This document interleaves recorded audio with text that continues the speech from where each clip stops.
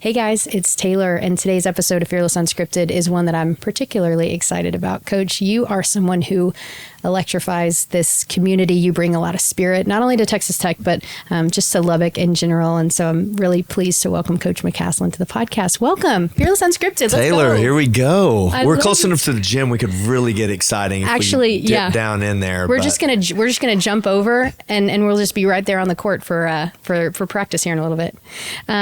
No, I've been thinking a lot about, what I wanted this conversation to reflect. And I'd like for people to maybe get a glimpse of who you are as a person, who you are as a dad, who you are as a man, in addition to who you are as a head coach. But I think it's important to maybe start there. And I feel like right now, this is the time where we're at the time of the year where it's like there's 30 minutes left on the pregame clock and you're kind of just like sitting there waiting for it to come down. So I know that you guys are getting a little bit antsy and getting really excited for the start of the season. Yeah. This part specifically gives you an opportunity, two things. One, it's like recruiting. I mean, we do get to finish up with the high school recruiting and the guys that we're looking at for next year's team. And so we're traveling quite a bit doing that, wrapping that up. And then the other part is, how do you invest in this group and our team, but also not just our team, but you said it, like, how do we involve our families in this? And so, like, how do we have dinners with them? How do we have them at practice? How do our wives had a retreat, and our significant others had a retreat while we took the team to Cedar Canyon and did a retreat. And then, like, how do we have a staff meal that we're going to all go and do tonight. So honestly, it's like, how do we connect people in a time that difficulty's coming? And some success. And usually, and if you talk to really good coaches, they'll tell you success is actually harder to deal with than the failure. It depends at what rate. But it's like, really, how do you make this about how do you stay the course and love the people that you're with every day? And it sounds as corny as it is. It really is I think it's what elevates you the most is connecting people outside of just basketball wins and losses and success on the court, because the more you can invest in people as people that you love and actually care about, the more I think that you find that you're willing to do to help each other win a game, which it is a game. That's so right. And relationships are such an important component, especially considering that, the coaching world is so small in a lot of ways. And so I think about just as you sort of reflect on your career, the fact that, you've been able to kind of bring your family back to a place that's really important to you, that's really important to your wife, and be able to kind of help them understand. It's like you're reliving sort of a season of life maybe that's nostalgic for you, and you're getting to see your kids maybe identify with a place that's important to you. Is that kind of how you feel about being able to come lead this program? Yeah, you couldn't have said it any better. You should be the title of this podcast, fine. Taylor. Congrats. I honestly think our whole basketball journey, Cece and I's together, is Texas Tech. It is West Texas. It is here. That's what's awesome. And I'm looking at my wife's picture of her when she played here, and her jersey that's Adidas actually, it's really cool. It's like a double X. It's weird that my wife is like this little and she wore a double X jersey, but I remember watching her play here, and when I first got the job and Coach Dickey hired me here and Coach Brashear gave me the opportunity, I drove to West Texas to work camp and interview. And the real reason why I wanted to come here was to find her. It's true. She did good. Yeah, she was. But like, we had known each other, went to the same prom in the same limo twice. Not together. And so we were friends. And when I got done, I literally drove to West Texas to work basketball camp to be around her. So this revolves around her. It was what's really the cool part about how God brought us together. But like, our journey, and all four of our kids were conceived in West Texas in Midland. I became a head coach in Midland, but we started our career here. And because she played here, it's just wild, honestly. And I want to say this too, that I never wanted to be the head coach at Texas Tech because the people that were head coaches here were actually friends of mine and I respected them. So to be the head coach here would require something negative to happen. You know what I mean? And honestly, we're in the living room, and I was in Minnesota when we played in the Final Four in 2019, and that team was remarkable. I just think of the guys on that team that I've gotten to know, the Jarrett Culvers, that are Matt Mooney's. And well, I love Matt and Norrance Odiase, just and the Mark Adams and Chris Beard, and like just the love that the people had, and we modeled our program at North Texas after that team that played in that game. Wow. But I just remember my wife and I being in there like, and I say we because it was we at the time, because having been around here, like, we're going to win a national championship. Like, we were like going up crazy. And so honestly, there's this real deep conviction that we're not here accidentally. You know what I mean? Like, we're here for a purpose. And there's such a realness to the people of West Texas that we love. And I will tell you, my biggest concern in moving here wasn't that we were going to win. It wasn't that my wife and I weren't going to love it. It was just like, how are our kids going to like adapt to change? It's hard doing that when they're the age that your kids are. Yeah, that's valid. And like, well, specifically, one's already in college, but like my son was going to be a junior, and he played basketball and played with the whole team kind of all the way through, and finally got to a real significant role in his high school team.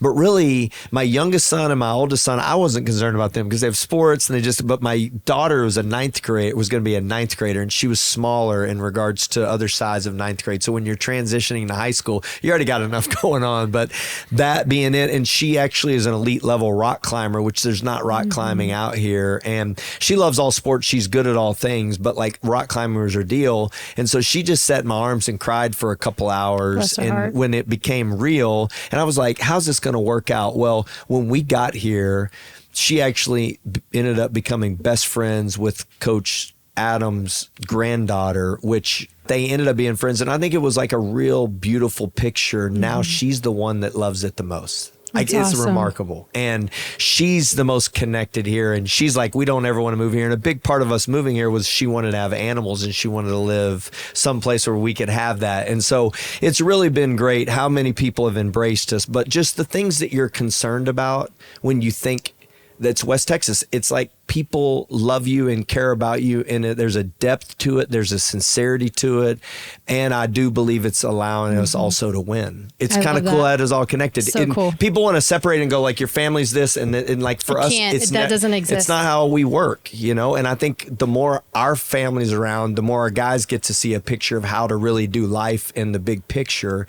And one example of that, when I think maybe this is going to be terrible for my daughter, it's works out where they love this and are more connected to this, and I can't imagine the growth being any better than what it is, not just for our family but for our program. And we've got such great people, but honestly, there's just been a lot of blessings of things that you have concerns about that have been, I could not imagine it being better.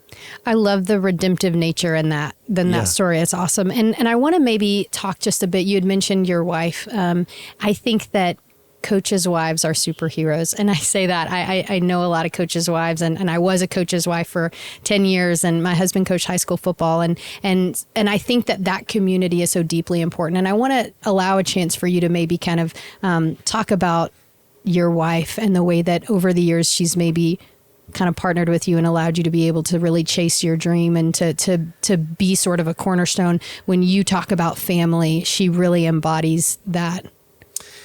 Yeah, there's a personality test I took when I first became a head coach, and it's like 5 things that are you're most known for. And my number 1 is competitive, and then if you've met my wife and we play pickleball together, she's more competitive than I am. So like, there's a dangerous element to this whole deal. I mean, I came and watched her play soccer here at Tech, and I remember looking on the field, and this is true. She was MVP of her district in high school, came to Tech because she wanted to go to school at Tech and felt like this is where she was supposed to be, but not to play soccer. Wow. She actually came here to be a student, and didn't think she wanted to play soccer in college, but got here and she was playing with people that played soccer, and they're like, you need to go try for the team. Ended up being a walk-on that earned a scholarship and was a full scholarship player when she got to the end. But I watched her play her last year, and I watched her play a little bit before that, but I watched her last year here, and she got in fights. But she got in fights, but she didn't know she was in a fight. She was such a pest. She was a defender. So she was more offensive player when she was in high school, and she got here and she was a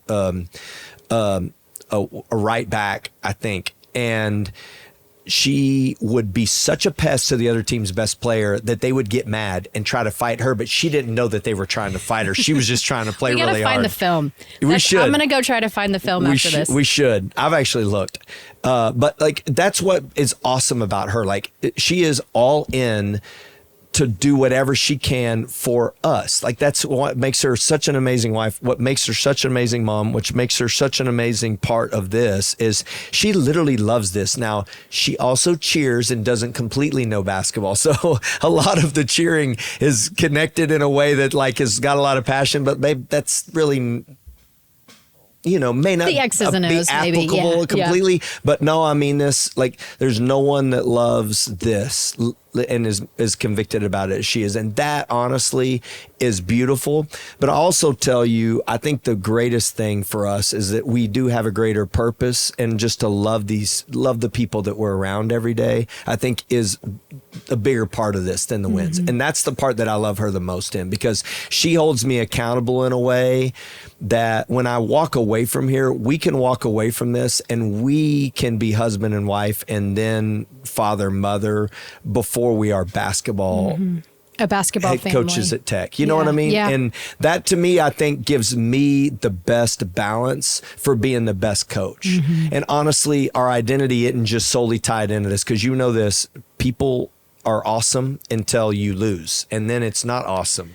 And we signed up for it, so we actually love it. I embrace it. I don't read any of the message boards, but I embrace it. And honestly, what I do know is that like that love that they have is the same love that I want us to have for this, right? You know what I mean? Like, you pour everything you have into it, and you should be passionate about it. Yeah. But honestly, I do think there has to be a deeper conviction that you don't get swayed by the way that things look on the outside, that there has to be a core conviction. And that's what I'll tell you she provides for me, honestly, is she loves what we're doing, but I do think that there's a deeper love that honestly I know she has for me that's not tied to basketball, that allows me to be the best basketball coach. And that's the part I love about our relationship and what we're able to go through together. And that honestly, I think, gives us the best foundation for being the best we can be up here. And I know it seems backwards sometimes, like, why don't you just work all the time? And I tell you what, I can tell people this convictedly, and we work crazy hours.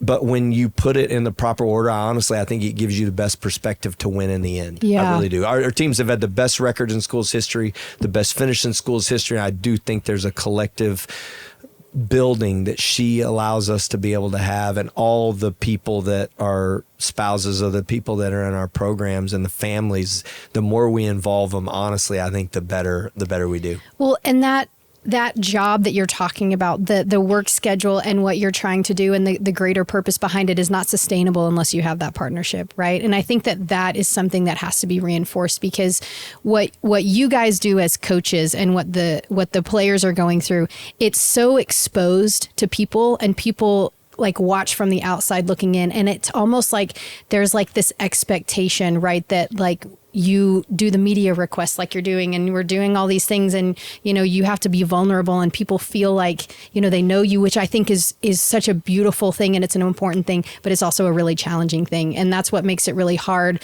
You know, it feels like your successes are really exposed and your greatest challenges are really exposed, and that's hard. The beauty in what you're saying, though, is that she's as convicted about it as I am. That's what's amazing about this, because like unless you're a Red Raider, unless you live in Lubbock, unless this is what you do, it's hard to explain it. And I just tell people nationally, for whatever reason, that people don't know about maybe what it is to live in Lubbock, Texas, and what it is to be a Red Raider, and what it really means. Like, there's no one that loves this more than she does. That's what makes, like, I think that's what you said about full circle, but that also is what makes this better than I ever could have imagined. Awesome. Literally. And I can't explain it to people in a way, because we get in the car sometimes and she's like, can you believe we're at Texas Tech? Like, this is what we get to do. And that joy that I get to hear from her, because it is so difficult and the hours are so long and the demands of what we do are significant, but we are taken care of better than I ever dreamed. And we get to be around the people that I would actually choose to be around, you know, because in this profession, you don't always get to choose that. And honestly, if I could choose where I wanted to be, this is where I would want to be. With the people that you'd want to be with. Not even it's just that's the beauty, honestly, of the conviction of all of it being put together. And then you add the part that our kids love it like they do. And you don't know how that always works out. I think is just, I do think, honestly, we're going to win the whole thing. I honestly do. And I can't tell people because it's going to be because we have the most NIL or we have the NBA player. I just look at our team and I think they embody what Texas Tech is all about, and they do love each other and they do love this place. And when you get here, it is unexplainable how awesome it is. I love that.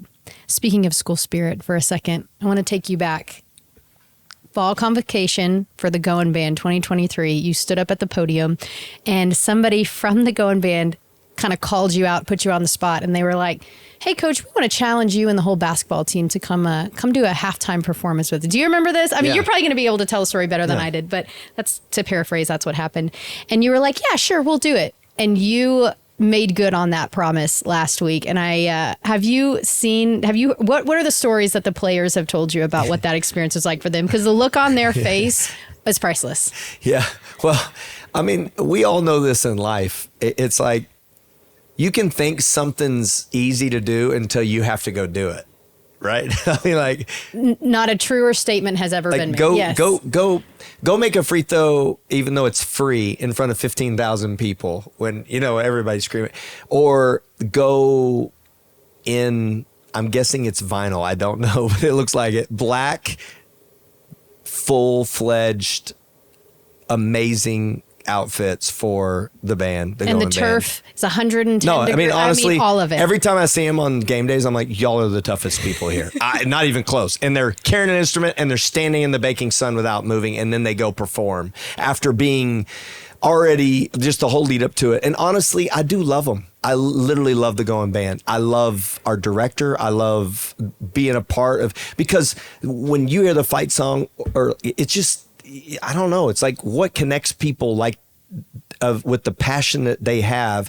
So I went and spoke to the convocation. I just like hearing from them. So we were just having a banter conversation. I was like, what do y'all do that we can do for you? Like what, because y'all always are doing stuff. What can we do for you? He's like, well, why don't you come to, and they said the name of it. And I was like, okay, what is it? And they were trying to explain it. And then they were like, well, let's put it up on the screen. And they were acting like they were trying to find it. They couldn't find a video of it. And so I'm like, okay, we'll try to do it. And then that was at the beginning of the game. And we had possibly had picked a date, but then we ended up actually going and doing our retreat that weekend, so we weren't around, so it kind of got pushed back. And then I saw them this year and we made a connection. They're like, let's do it. Well, our guys went and all of them said to a person like, it's way harder than I thought it was gonna, like, and then two of them were like, there's no way I could be in the band. Like, not that they didn't know that it was difficult, but like, I think just the unity and the precision and the talent level of changes your perspective about like, what other people do. They just honestly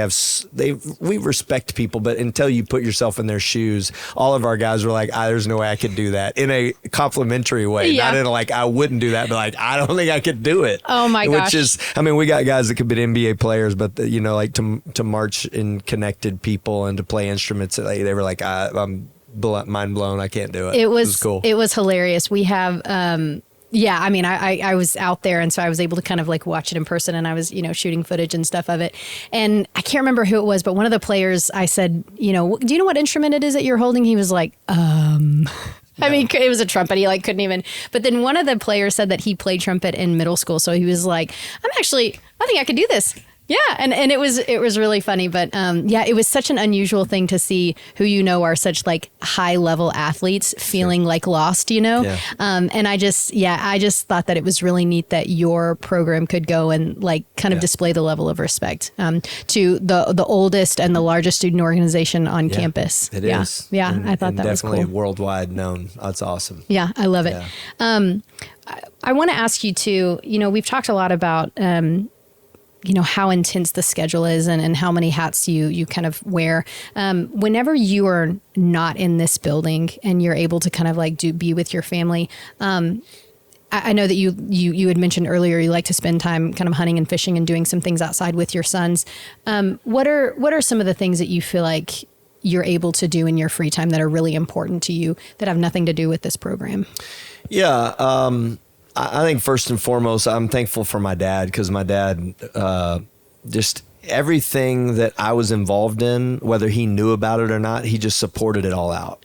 I mean, like he would be the guy that like just Project Promi, he was in charge of it, and did a ton of different things. He had a job and had responsibilities, and he was just so busy. And the one thing that I wanted to do for our family is be there for him. So honestly, I do everything I can. Like if we can fit it in the schedule, I get a text message every day, but like it's everything that I have going on for the day. And like, if I can fit in going to one of their games, then I do it. Like and I tell our whole staff that. And I got a couple examples of times in my life where, one was I was an assistant at Baylor, and it was the first game of the season. We were playing Stephen F. Austin, and they just came off of a win against VCU in the NCAA tournament. And it was our first game of the year, and my younger sister got married. My dad had had a stroke. He couldn't talk at her wedding for the rehearsal dinner. She asked me to speak at it, and I was like, whatever you do, cool, just don't do it during basketball season. You know what I mean? Well, sure enough, the only time they could get to church was the first game of the season. So I'm